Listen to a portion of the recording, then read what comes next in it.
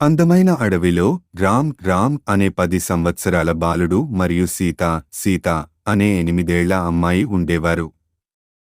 వారి తల్లిదండ్రులు అడవి సంరక్షకులు, అడవి సంరక్షకులు, అడవి జంతువులను మరియు మొక్కలను చూసుకునేవారు. ఒకరోజు రామ్ మరియు సీత అడవిలో విహరిస్తుండగా దూరంగా ఏడుపు వినిపించింది. వారు శబ్దం వచ్చే దిశగా వెళ్ళగా చిన్న కోయి ఒక్కటే ఏడుస్తూ కనిపించింది. దాని తల్లిదండ్రులు ఎక్కడ లేరు.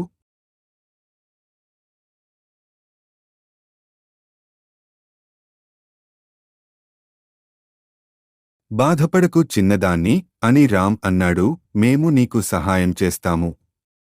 వారుకో కోయిని తమ గుడిసెకు తీసుకువెళ్లి పండ్లు తినిపించి చల్లని నీళ్లు ఇచ్చారు. రోజుల తరబడి దానిని జాగ్రత్తగా చూసుకున్నారు. చిన్న కోయి వారితో ఆడుకుంటూ పెరిగిపోయింది. ఒక సాయంత్రం అడవి అంతా కోయిల కూత వినిపించింది. రామ్ మరియు సీత బయటికి వచ్చి చూస్తే కోయిల గుంపు వారి గుడిసె ముందు ఉంది. వారి చిన్న కోయి తన కుటుంబాన్ని వారికి పరిచయం చేసింది.